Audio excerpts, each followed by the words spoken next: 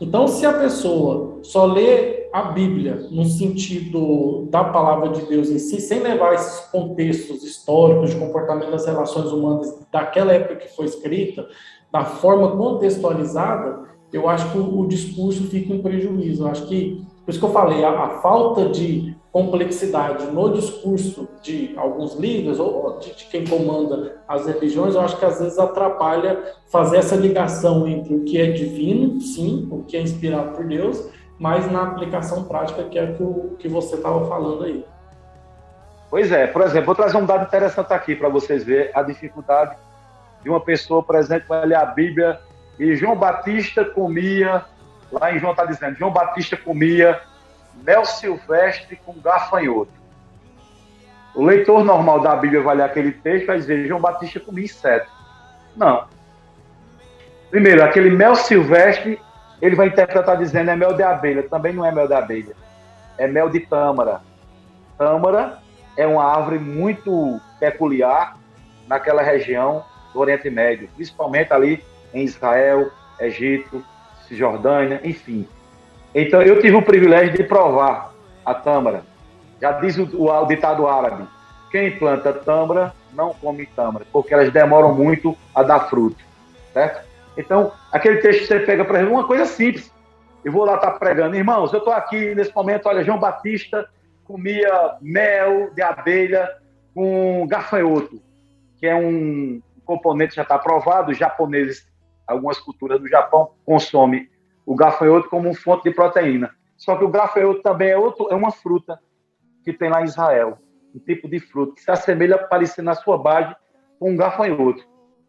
Tá vendo que coisa interessante? Resumindo, não adianta a pessoa falar assim, eu estou comendo gafanhoto e estou seguindo os passos ali que não vai dar certo. Inclusive, nesse sentido, eu já estava vendo uma reportagem, estava lendo, né, a parte da arqueologia que ratifica as questões bíblicas. Por exemplo, quando naquela passagem que a pessoa entra por cima de uma casa, que existia casas sem tetos ali, eles conseguiram provar que essas casas, mediante arqueologia, de fato existem. Então, assim, é complexo isso. Eu acho que simplificar e falar que você só é inspirado por Deus, eu acho que é um prejuízo no discurso dos líderes religiosos e todo mundo que propaga a palavra de Deus de uma certa forma. Apóstolo, Verdade.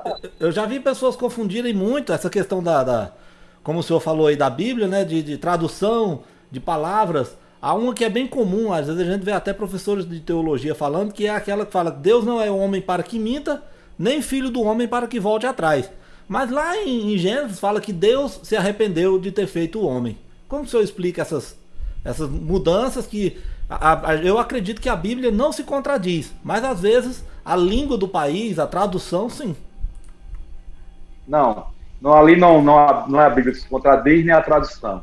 Você tem que entender que, para responder essa pergunta, você tem que entender para quem foi que Deus escreveu a Bíblia. Para o homem. Qual a linguagem que Deus utiliza para falar com o homem? Uma linguagem humana.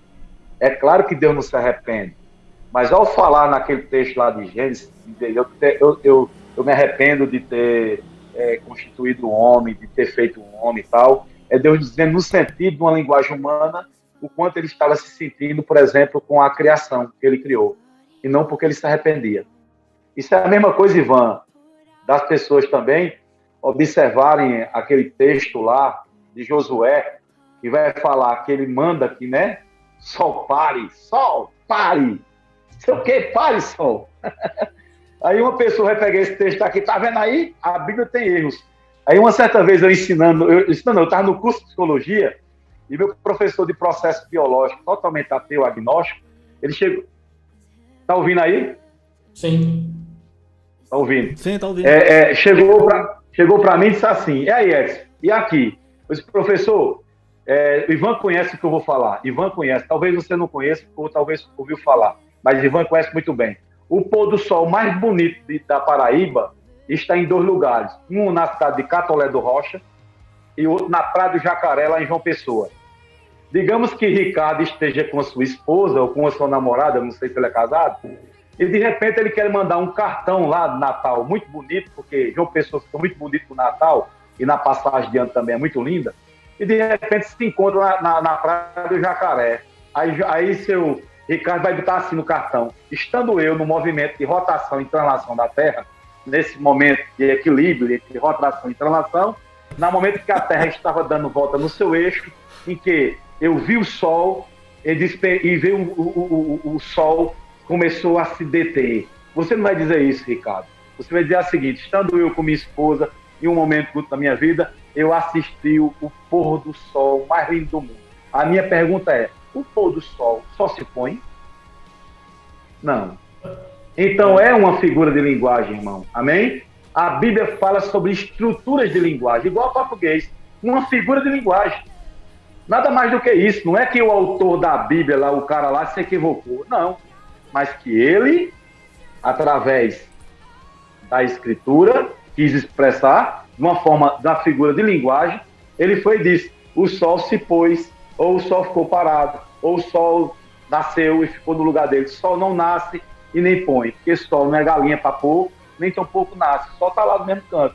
O que acontece é o movimento de translação e de rotação da Terra, que a Terra dá volta em seu próprio eixo e dá volta em torno do então, Sol. No caso, se alguém tivesse escrito na Bíblia que o sol se põe, aí os teólogos de plantão iam falar: o sol não se põe, ó Deus errando aqui na Bíblia.